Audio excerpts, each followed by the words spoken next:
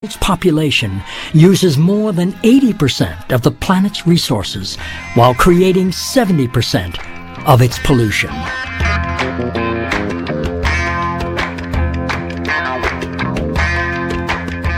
Before the big corporation amassed the huge chunk of lands that they are there, coming up with the mineral was not that hard. Mining was not that difficult. The big corporation, they were given the most productive area to mine on. So had it not been for their coming there, then people would still be mining there. And the situation, I believe, would have been different right now. I started here in 1998. Then I got sick, my wife got sick and died. At the beginning, I had 20 people working with them here. Because I have no money to nourish them, to feed them. They went to other mines. Kwa sababu inafika mahali wanatumia ukubwa wao. Kwa sababu tunachimba chini. Inatokea tunapata muingiliano kati yetu na wao. Na tukipata muingiliano, kama itatokea bahati mbaya sisi tumeingia kwao, ni mawili. Unaweza ukapigwa risasi, unaweza ukakamatwa, ukafungwa, ukapelekwa jela. Sasa yani, na wakati kama tungekuwa na mahusiano mazuri, kwa vile kule ni chini na hatuonani, tungekuwa tunakaa pamoja, tunaangalia kwamba nani kazidi huku, tunapata usuluhisho. When the World Bank and the IMF were really putting pressures on developing nations, they were coming with conditions. You need to do this, you need to do this so that we can give you aid. You have to allow investors to come in and help you people to create jobs. That's actually not giving jobs to the locals, so that's where the problem is. What they're trying to do is to demoralize us, as to eradicate us totally from the mining sector. The mining fields that are holding right now belong to the locals. So once you take something from somebody, then you leave him with nothing. It means that people have been left people are being impoverished here severely by the coming of the big companies here. A lot of money has been siphoned out of the country as a result of this trade. So the money that would have been otherwise used for the locals here is being siphoned in some foreign countries.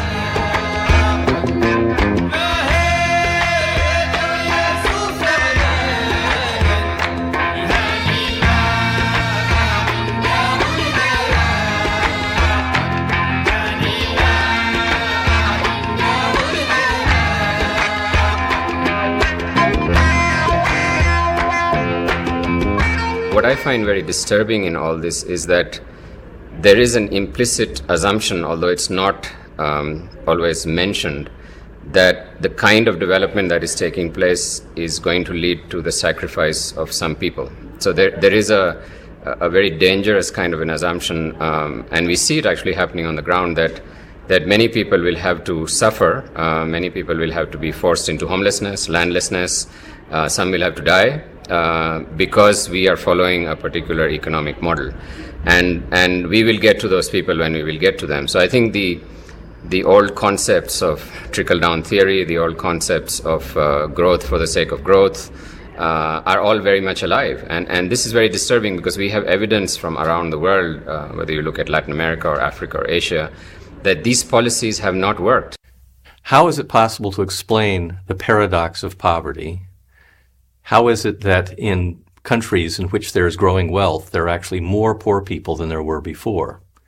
In short, how is it that we can explain why trickle-down economics does not work? Why doesn't wealth trickle down from the rich to the poor? There are a fixed amount of natural resources in the world, and those who own the resources, land, air, water, and so on, are able to charge higher and higher prices for them as an economy develops.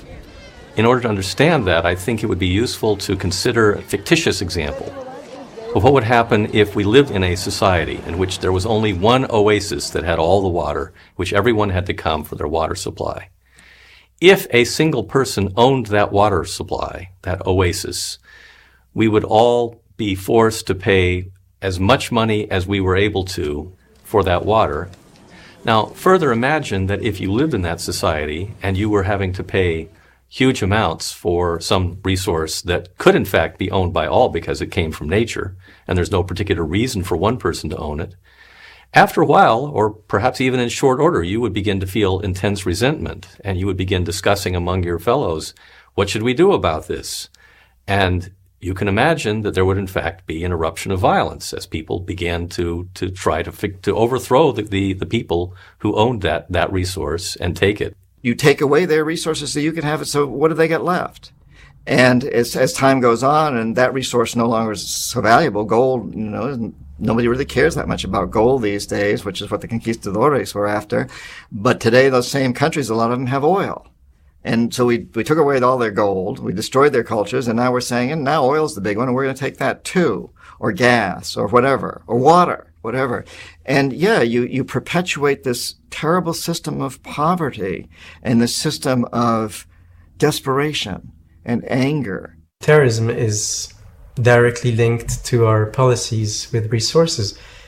In a number of these countries, the governments are authoritarian, are dictators, and they're supported by the West because we think that this is the way to protect our access to the resources. And for the population, they've associated dictator and the West. It's very interesting that if you look at the societies with the least equal distribution of income, they tend to be the most violent. There's very small correlation between absolute poverty and crime. There's a strong correlation between unequal income distribution and crime. So you look at the poorest societies, they're not at all the ones that are the most violent. It's the ones that have the biggest discrepancy in incomes that are the most violent.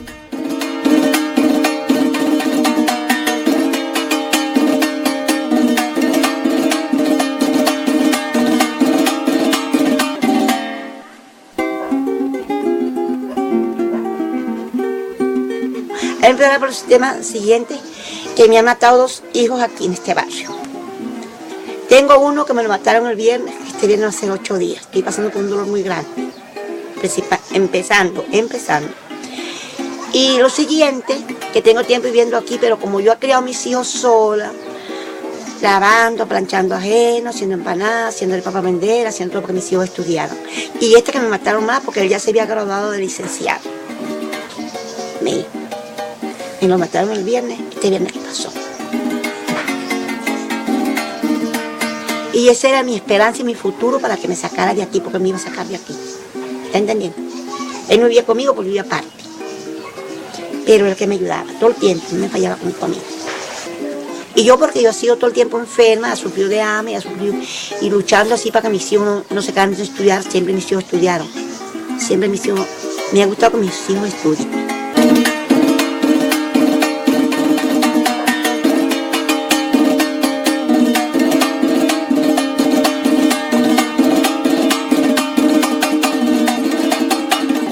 Poverty in the world cannot possibly be eliminated unless the poor themselves say, we insist on justice, not charity.